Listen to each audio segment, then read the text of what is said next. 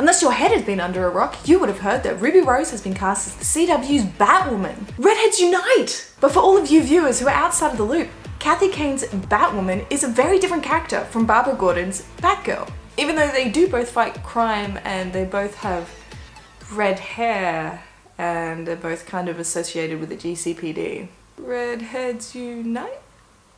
So, without further ado, my name is Brittany and here is a quick rundown of Ruby Rose's Red-Headed Warrior.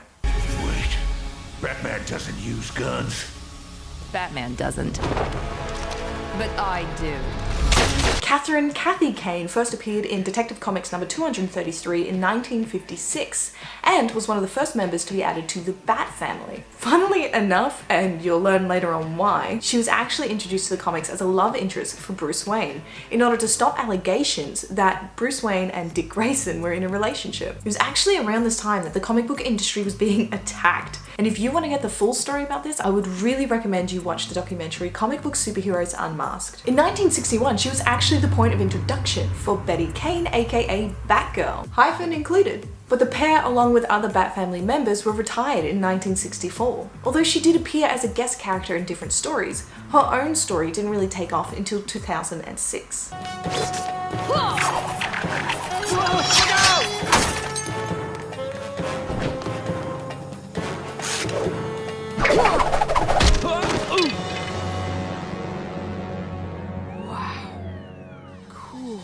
During the comic book run titled 52, which followed the 52 weeks after 2005's Infinite Crisis, DC's editorial team had a choice to make: revive Barbara Gordon as Batgirl and lose one of the very few disabled characters they have, or use the Batgirl redesign for Batwoman. Batwoman finally returned in issue number 7 in the maxi series titled 52 in 2006. Here, as opposed to her original character design, she was actually in a relationship with the ex-detective from the GCPD, Renee Montoya. Renee Montoya actually takes up the mantle of the Question, so if she's introduced through Batwoman, we very well may have another superhero on the books. Taking inspiration from her origin story, Kathy Kane is still related to Betty Kane, but upon her return, Betty Kane isn't Batgirl anymore. She is Flamebird. Which, pulling from her origin story, puts her once again back with Dick Grayson, where he is Nightwing, she is Flamebird, both of which are names they took from Kryptonian superheroes.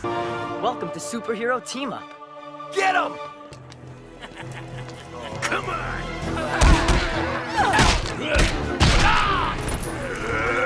It was in 2011 when Batwoman finally got her own self-titled series after an introductory 0 issue in 2010. However, it was in this run where she proposed to Maggie Sawyer and not Renee Montoya. Oh, that makes things really awkward for Supergirl's Alex Danvers. Even after it was announced that her comic, along with 12 others in the DC lineup, were going to be cancelled, her story was once again revived in the DC reboot Rebirth. We all need to take off the mask sometimes. To remind ourselves that we're people underneath. Dick Grayson. You know, when we were kids and I'd see you at all those society bashes, I had quite a crush on you. Really? I thought you were totally annoying. Through her many reboots, she has been Bruce Wayne's love interest, she has been Bruce Wayne's aunt through marriage, she has been a spiral agent, she has had a twin sister, she has attended the US Military Academy, gotten multiple tattoos, is heir to a lot of money, like a lot of money, has shot and killed Talia al Ghul, has worked with the DEO. That's so awkward for Alex Danvers. And in true Bat family tradition, she has died on multiple occasions.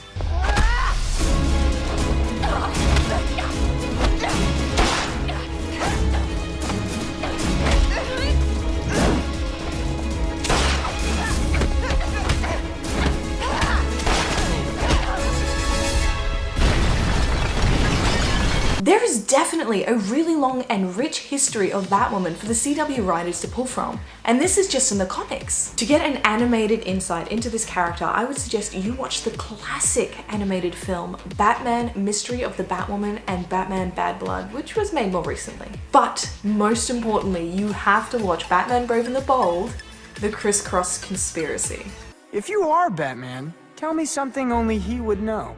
Your favorite color is blue, you used to sleep with a nightlight, and you're deathly afraid of monkeys. It's him.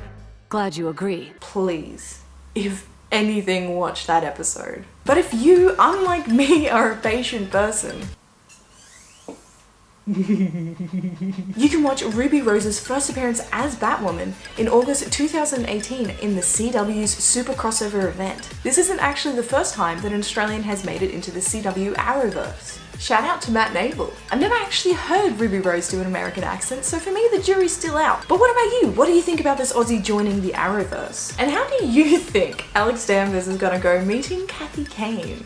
But as always, thank you so much for watching. My name is Brittany and you have been watching Brickgirl.